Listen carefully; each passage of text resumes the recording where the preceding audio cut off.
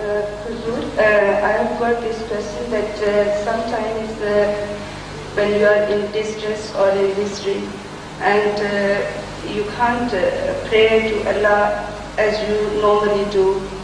I mean, you can't say your prayers properly, or you can't, beg for whatever misery you've got. And in that state of misery and distress, how does Allah listen to your prayers? Sometimes the state of misery and distress becomes an unspoken prayer in itself. The prayers are not always spoken. Sometimes the state is so miserable that you look at that person and you show mercy.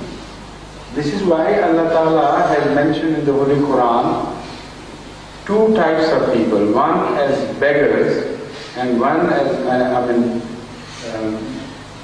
وَفِي أَمْوَالِهِمْ حَقٌّ لِلسَّائِلِ وَالْمَحْرُومِ. Not beggars in the normal sense, ordinary sense, but beggars in the sense that who have to ask questions because they have been forced to the extent by misery that they can't survive unless they ask for assistance.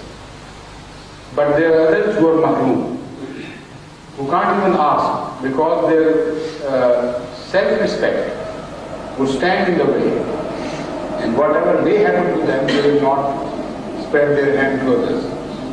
So Allah says that the mu'mineen, the believers, should look after both these classes. They should not wait for anybody to ask. If somebody belongs to this class, as he would not spread his hand, extend his hand to others for mercy, they should go to him and extend their hands to him for mercy. So now, if Allah wants us to behave like that, how can it be possible for Allah not to behave like that to us? So, every situation does not demand prayer. The situation can be of such nature that you have not spoken a single word, but Allah has shown mercy to you. If there is that nobility that is mentioned that is implied in Mahroom. Mahroom means a man who has such honor as does not extend his hand to anybody. So if you do not pray during your misery to Allah, but go on running to people for aid and help and raise your hue and cry and try to attract people's attention, you get out of the category of Mahroom. So then it is not a state of prayer in which you find yourself. Then it's a different state with which I am not concerned. I'm telling you that the ideal thing in that situation is to depend on Allah and do not cry out to people trying to win their favors and so on. Be patient and wait. And there is a prayer by Hazrat Moses which is also significant in the sense that it describes such a situation where man cannot ask for anything, does not know what is good for him. Sometimes he is so confused and baffled that he doesn't know what thing is good for him and what is bad for him.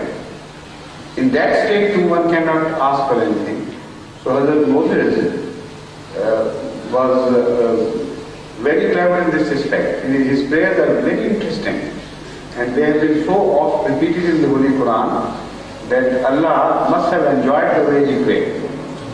So he says, Rabbi inni lima anzalta ilayya min khairin faqir. Oh my Lord, I don't know. What is good for me? I am just a beggar sitting in your way. Give me alms as you please. He's not asking for anything. And after that prayer, everything was given to him. A home, a wife, security, and employment, and profitable. And the prayer is so silent and so short, as if nothing has been asked. So the state of misery can be turned into a silent prayer.